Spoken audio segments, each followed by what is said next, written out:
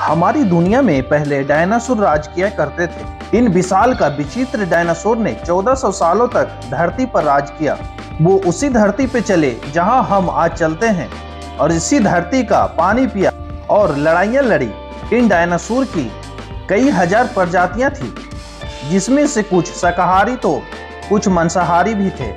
कुछ डायनासोर बेहद ही शांत स्वभाव के थे तो कुछ डायनासोर बहुत ही खतरनाक और हिंसक थे। उस समय डायनासोर का राज चलता था, लेकिन फिर अचानक ऐसा क्या हुआ? ऐसी कौन सी घटना थी जिससे इनका अस्तित्व ही मिट गया, जिसके बारे में सोचने से हम इंसानों को दिल दहल उठता है। आइए जानते हैं डायनासोर का अंत कैसे हुआ। इसके बारे में जानने के लिए हमें करोड़ों साल पीछे जाना होगा और डायनासोर का अंतिम समय को करीब से देखना होगा। आज से लगभग 6.5 करोड़ साल पहले मौसम बिल्कुल सही था और डायनासोर के चीखने और चिल्लाने की आवाज गूंज रही थी। आज से 10 करोड़ साल पहले एक एस्टेरॉयड का टुकड़ा जो क्षुद्र अंतरिक्ष से आ रहा था, वह मंगल और बृहस्पति के बीच बने क्षुद्र बेल्ट ग्रह बोल्ट में घूम रहे एक विशाल का एस्टेरॉयड से जा टकराता है और उस टकराव के कारण उस एस्टेरॉयड की दिशा बदल जाती है और क्षुद्र ग्रह बेल्ट से निकलकर सीधे पृथ्वी की ओर बढ़ने लगता है।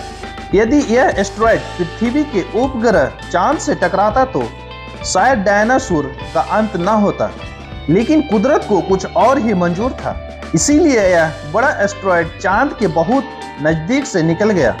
जब यह पृथ्वी के वातावरण के संपर्क में आया तो इसकी रफ्तार बहुत तेज हो गई और पृथ्वी के वायुमंडल में आते ही घर्षण के वजह से यह खतरनाक आग का गोला में बदल गया और इसकी चमक इतना थी कि इसके चमक के कारण यह जीव इसे देख नहीं पा रहे थे, लेकिन इसके गर्मी महसूस कर रहे थे।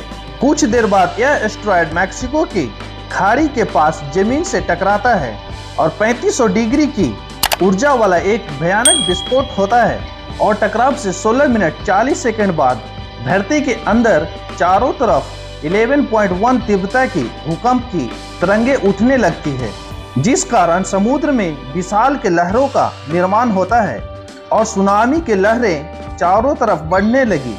और सुनामी के लहरों के कारण जो तरंगे उत्पन्न हुआ, उस तरंगे के कारण सभी सक्रिय ज्वालामुखी धधक उठे, जिससे डायनासोर का विनाश शुरू हो गया। इसके रेडिएशन की मात्रा इतनी बढ़ गई कि इसके 800 किलोमीटर के संपर्क में आने वाले सभी जीव जलकर राख बन गए।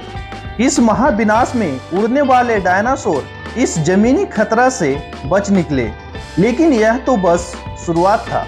विस्फोट की वजह से जो लाखों टन मेटल, पत्थर और धूल अंतरिक्ष में गया था, वह ग्रेविटेशनल पुल के कारण 40 मिनट बाद आग के गोले बनकर पूरी धरती पर बरसने लगा और साथ ही धूल का बहुत बड़ा तूफान पृथ्वी पर आ रहा था। गर्म हवा के तापमान 100 डिग्री से ज्यादा हो जाने के कारण पेड़ पौधे की सारी आबादी जलकर नष्ट हो गई थी। विस्फोट से 90 मिनट बाद धरती पर 90% प्रजाति पूरी तरह से खत्म हो गई थी। जो 10% जीव धरती पर बच गए थे, वह जीवों को खाना न मिलने के कारण वह मर गए, लेकिन छोटे जीवों के लिए वरदान साबित हुआ। इसमें मैमल बच गए थे। गर्मी से बचने के लिए यह जमीन के अंदर रहते थे। धरती पर फिर से पेड़ पौधे उगने लगे। रेडिएशन के प्रक्रिया से बहुत सारी नई प्रजातियां जन्म लेने लगी। यह बंदर जैसी प्रजातियां थी। फिर समय के साथ यह सीधे खड़े होकर चलने में सक्षम थी। धरती के दो बड़े महाद्वीप एक दूसरे के पास आने लगे थे, जिससे हिमालय पर्वत मालाएं खड़ी होने लगी। इन पर्वतमालाओं की ऊंचाई के कारण मौसम में बदलाव होने लगा। इससे गिरने वाले बर्फ से कई नदियों का निर्माण हुआ। हमारे पूर्वज कहे जाने वाले पैरोल से ही हमारे परिवार की शुरुआत हुई। यह पेड़ों पे रहते थे। बाद में यह कुछ गोरिल्ला में तो कुछ इंसानों में विकसित हुए। फिर जंगल सूख जाने से यह जमीन पर भोजन की तलाश में आए। फिर उन्होंने दो पैरों पर चलना शुरू किया। फिर होमो हैबिलियस ने पत्थर को हथियार के रूप में इस्तेमाल किया। होमो इरेक्टस ने सबसे पहले आग का इस्तेमाल करना सीखा।